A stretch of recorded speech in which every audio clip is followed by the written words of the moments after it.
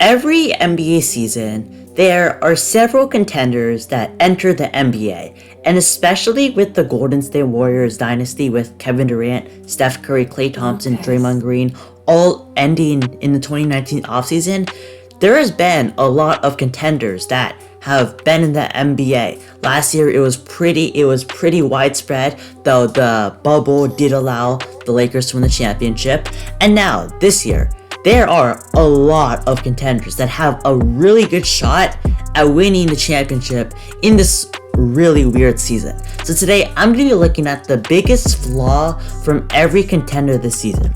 The contenders I'm going to be looking at is the Utah Jazz, Los Angeles Lakers, Phoenix Suns, Los Angeles Clippers, Denver Nuggets, Brooklyn Nets, 76ers, and Bucks. So that being said, let's get right into it.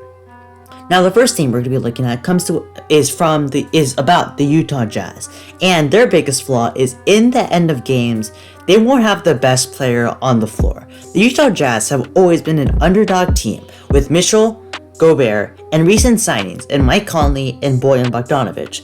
But this year, they've taken the next step as legit contenders, having not only the best record in the West, but also the entire NBA. Despite all this success, many people think that they are actually pretenders. First of all, Rudy is known for getting abused in the playoffs, especially with people like Nikola Jokic, Anthony Davis, people who can stretch the floor. Also, they rely on threes a lot, and once they go cold, they can go on some serious droughts.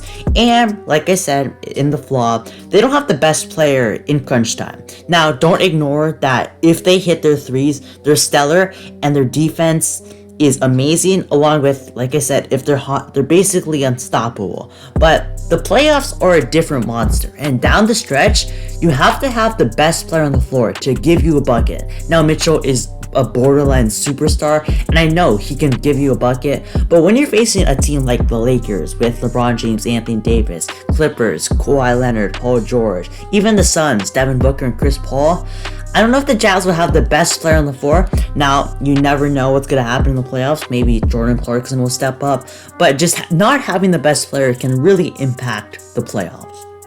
The next team we're going to be looking at is the Los Angeles Lakers, and their biggest flaw is that they're not healthy, and if they are healthy, there's going to be very little chemistry. After upgrading an already championship roster, the Lakers were recognized as favorites, but injuries have hurt them, slipping to the 7th seed right now. Anthony Davis has missed a chunk of the season, LeBron has been out for most of the second half with an ankle injury, and with new additions in Dennis Schroeder, Andre Drummond, Gasol, Montrez, Ben McLemore, Wesley Matthews, and the emergence of Taylor Horton-Tucker, the chemistry has not developed yet. Additionally, it's also reported that there have only been 16 total practices, and instead watching film instead of going like in real life. But this is a problem. The main reason the Lakers won the championship last year was chemistry, but with players like Dwight Howard, JaVale McGee, Rajon Rondo, Danny Green all gone, they have to rebuild it, and there's just too little time. Now, the next team biggest flaw we're going to be looking at is the Phoenix Suns, and their flaw is their lack of playoff experience. Like the Jazz, the Suns surprised everyone, as in the beginning, they were seen as a play-in tournament, but not contenders. To stress that even more, people expected the Suns to be as good as the Memphis Grizzlies right now, which is about the 9th or 8th seed, and they have really overperformed, but led by Chris Paul. Just leadership, Booker's consistency, Aiden's defense, Bridges, Payne, Cam Johnson, and Dario Saric improving, they've surprised everyone.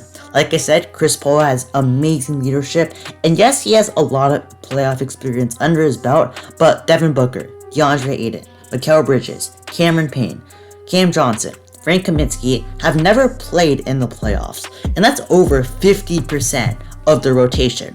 Now, we have seen young teams perform just last year. The Miami Heat had a deep run with Bam Adebayo, Tyler Hero, all having their first playoff run, and also Duncan Robinson, but I think that's an outlier. There have only been like 2 teams in the 2010s decade that has made the finals and didn't have much playoff experience. It was that Heat team and one of those Warriors teams, and that's definitely an outlier.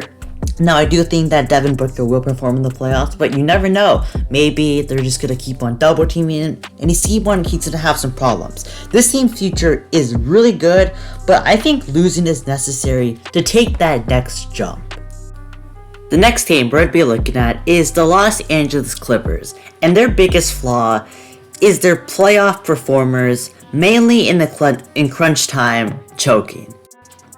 It's been really sad to see the Clippers curse occur in my own eyes. From Lob City failing, not even making the conference finals, to Paul George and Kawhi, who also can't make the conference finals. This is really sad. We all know that Kawhi Leonard is still an amazing playoff performer. From 2014, locking up LeBron James. 2019, having one of the best playoff runs of all time. But he just came from a flat-out choke in Game 7 in the Orlando bubble.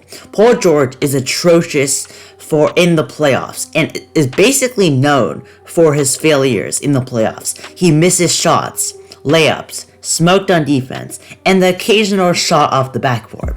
No one believes in this Clippers team, though some believe that this underdog mentality may be good for them, but I still need to see Kawhi Leonard be Kawhi Leonard, Paul George become the Paul George we saw from Indiana, and just those role players stepping up. I think Rondo was a big addition to this team because I think playoff Rondo is really real, but this team, still a contender, still has a lot of flaws.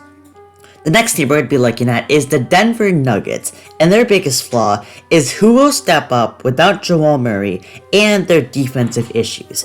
After a string of amazing draft picks and trades, the Nuggets have one of the best young cores in the NBA, led by Nikola Jokic, Jamal Murray, Michael Porter Jr., Aaron Gordon, Bol, and this team is good for the now and the future. However, Murray was ruled out with an ACL tear, and somebody needs to step up. Michael Porter Jr. has been a beast. He's averaging like 26 points a game on really good efficiency. Gordon has been playing well on both ends, but in the playoffs, when Jokic is getting double teamed or even triple teamed, you need some guys to hit shots. Also, MPJ, Campazzo, Jokic, and Barton, who are basically in their starting lineup, are all solid to below average defenders.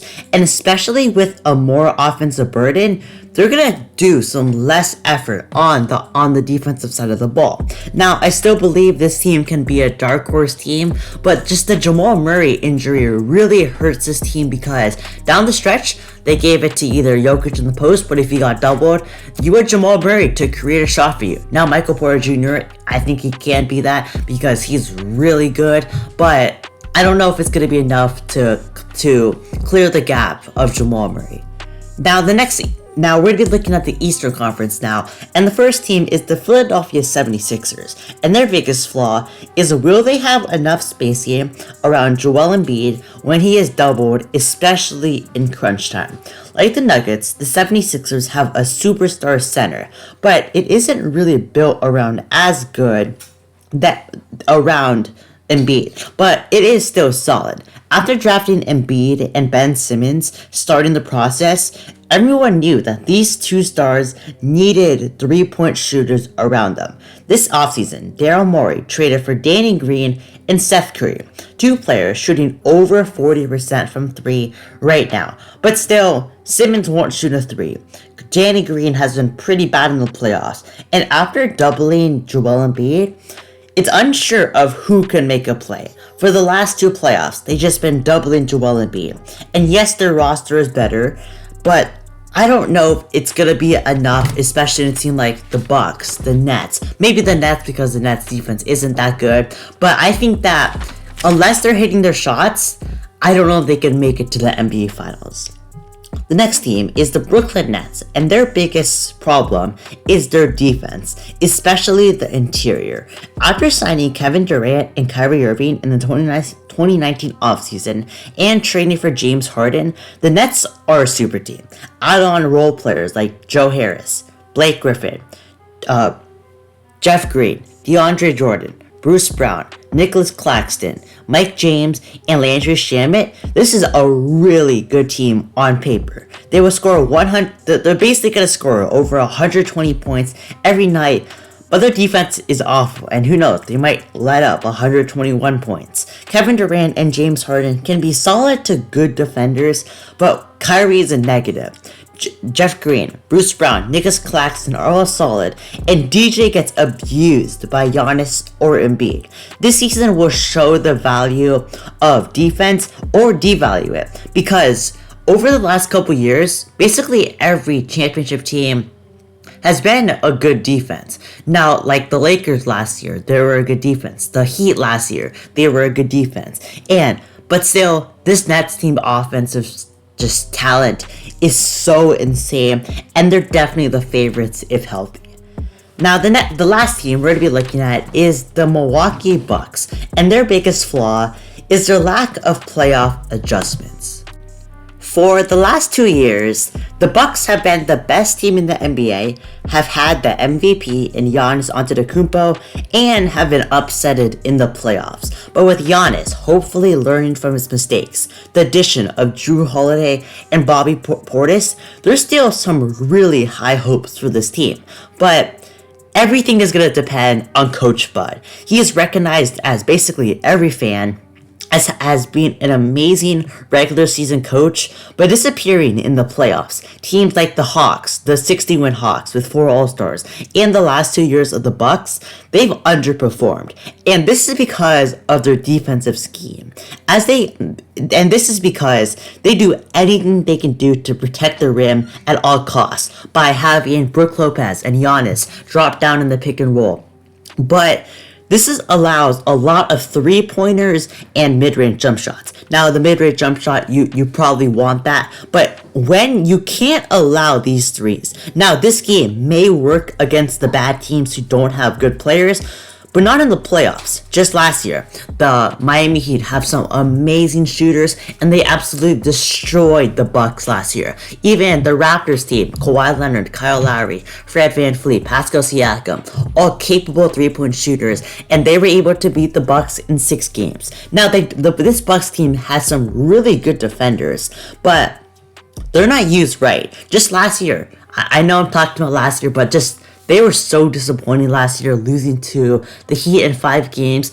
But Giannis Antetokounmpo wasn't on Jimmy Butler at the end of games. He was on like Jay Crowder, which I saw was really confusing because you want your defensive player of the year guarding the best player. Now, I know Giannis is an amazing hope defender, but he's also a really good 1v1. Now, this is going to be a make or break season for the Bucks, no doubt. And if they lose or get upsetted really early, this may be a different team.